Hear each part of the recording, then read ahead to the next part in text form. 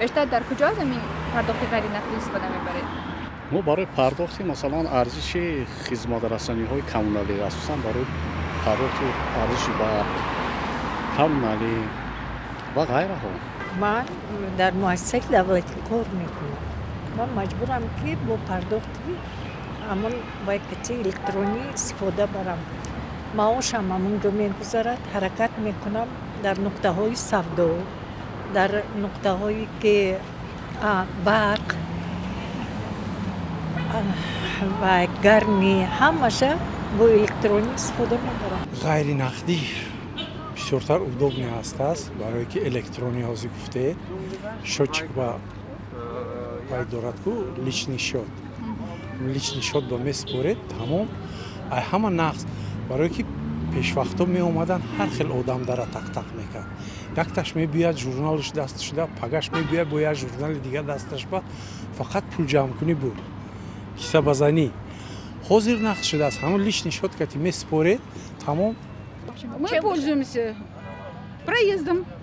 Да. За свет. За свет платим сейчас, Да. за воду, Все мне коммунальные сказали, услуги, да. всё, Вот всё, это всё. вот очень меня устраивает. Пошла, заплатила и все. Очень Никто хорошо. не стучится в дверь. برای شما نظام غیر نقدی آسان تر است یا که نلیچی پول نقد؟ نه اکنون غیر نقدی هم نقصه ولی حاضر که عادت نکردیم یکی کرده ایستادیم اکنون غیر نقدی رو گذاشته ایستادیم نشان بهتر. جوانم میفهمد но کلانسالا کمتر سینی سالشون کلان این چیزای قبول کردن نمیتونه دولی کمتر مشکل است باید. Минусы.